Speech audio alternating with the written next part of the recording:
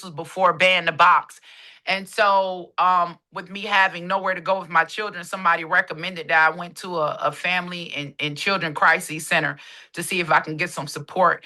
And when I walked in that day, Alvita was sitting behind the desk, and I've been with her for about 22 years now, just fighting for criminal justice reform.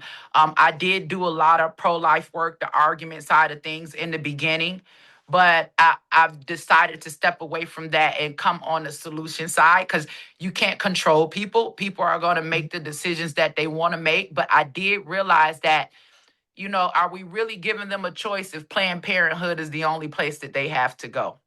Right.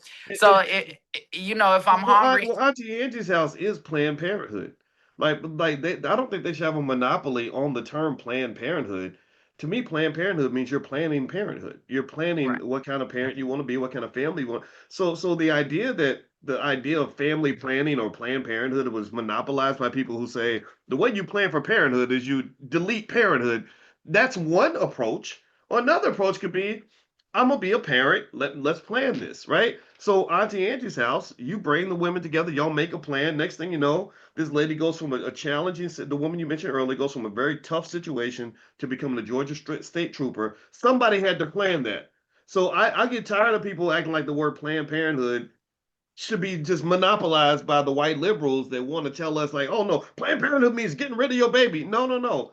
Black babies are an asset. Every that's person in right. here at some point, every single person in this room, thousands of people are watching, every single person in this room at some point was a black baby. And I'll be damned if you're not going to tell me that everybody in here wasn't somebody's asset.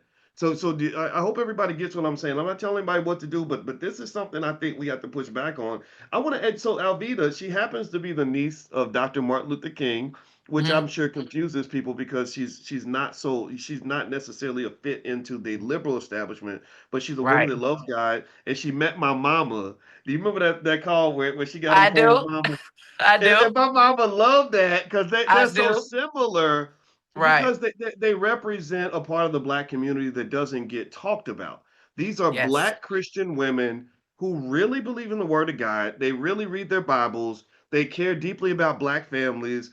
They're the grandmamas that'll cook a meal for you when you come over on Sunday.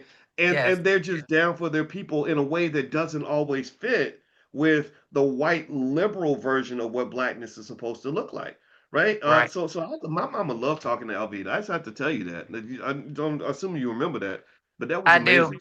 Yeah. It Yeah. really it really was. And I'm just so grateful to be able to have your support and to be connected to you because this is a message that our people need to hear, that there is value, right, in black life. It's not over. The worst we can do is abort anything, right? They'll tell you, even in a marriage, the easiest thing to do is walk away. Well, in parenting, the easiest thing to do is to abort, but this has been a trick of the enemy. And a lot of times we talk about racism and we talk about white supremacy. And I'll tell you something.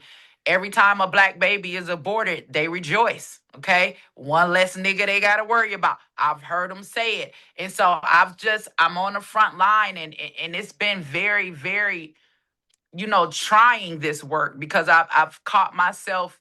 Well, I found myself sometimes often in the middle, like I said before, prior to me becoming an independent. First I started out as a Democrat, then I was a Republican, now I'm an independent.